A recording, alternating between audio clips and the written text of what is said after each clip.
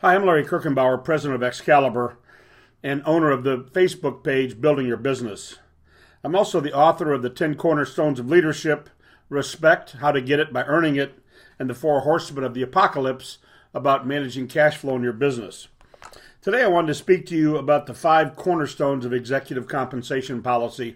This is an issue that comes up regularly among my colleagues and clients who are struggling to find an incentive program that will enhance superior performance while at the same time aligning the goals of the participants with that of the shareholders. And I think Apple has done a great job in developing a compensation policy that adopts some key themes that I think will really be helpful. So I wanted to share with you those 5 cornerstones around which I think you can build a successful and effective compensation policy. I'm not going to go through all the details of many of these slides. In fact, I'm skipping some of the slides around tax deductibility, investing, but I will make all the slides available to you at the end of this video. So for those who want those details, you'll be able to get them. But here I just wanted to summarize what I think are the 5 key cornerstones or themes around which you can build your own plan. First, it's a team-based approach. Apple treats everyone in the executive compensation plan that's revealed in their proxy statement the same. Everybody participates differently, but their rewards are based on exactly the same criteria. So it's all about the team. If the team does well, everyone does well. If the team doesn't do well, no one does well with respect to their incentive plan. Secondly, they focus on superior performance and don't spend a lot of time looking over their shoulder at what competitive peer companies might be doing.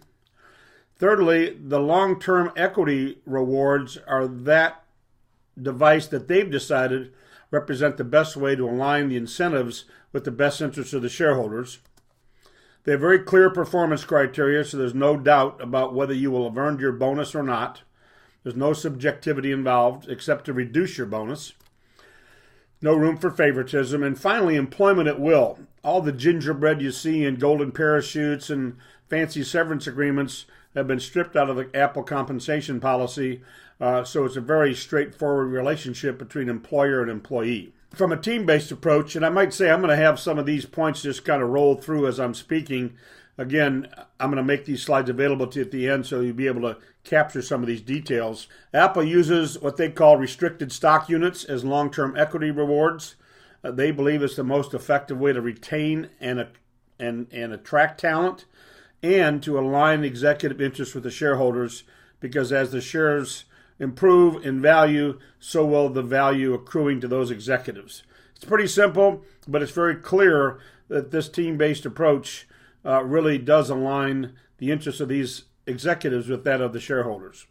Secondly, as I said, Apple doesn't pay a lot of attention to peer companies. In fact, they're in the 25th percentile of peer companies in terms of trying to maximize what others are doing.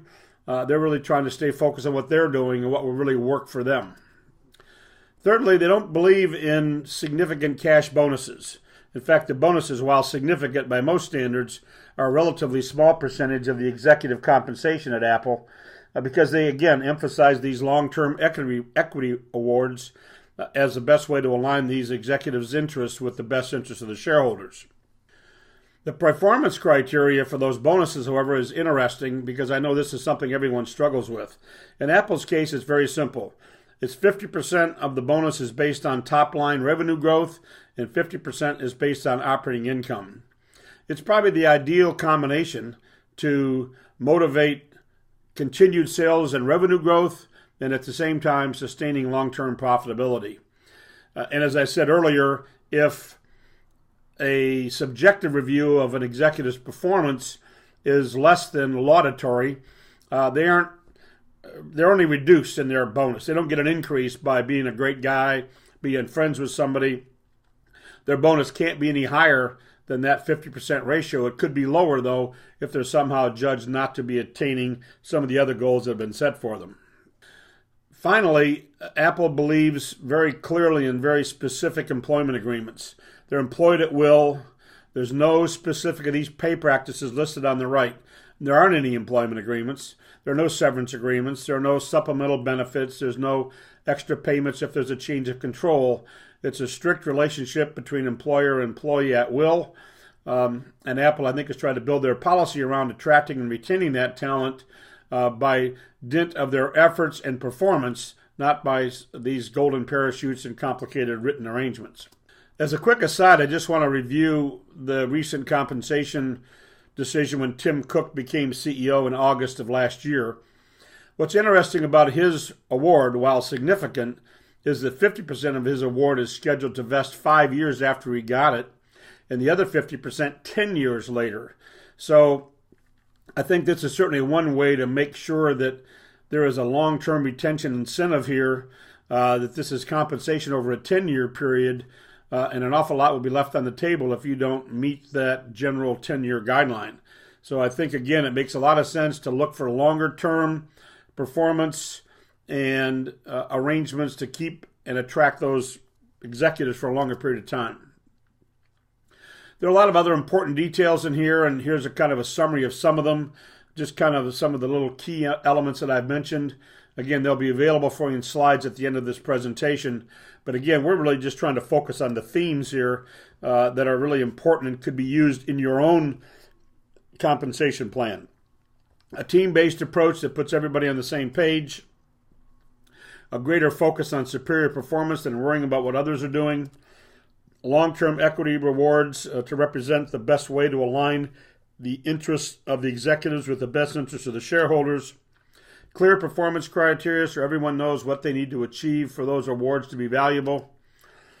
And finally, no employment agreements or any other special written agreements, a standard employment at will arrangement.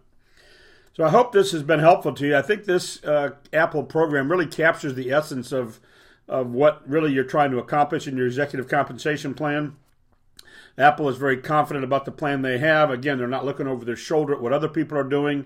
And I think this recommends some very good concepts that you could apply in your own business. I'm happy to answer specific questions about this. If you have any, you can reach me at Excalibur.com or on our Facebook page, Build Your Biz. And so don't hesitate to let me know if I can be of further help. Following this video, you'll see quick instructions about how to download these slides, and I hope you'll find them valuable. Thanks for listening. Have a great day.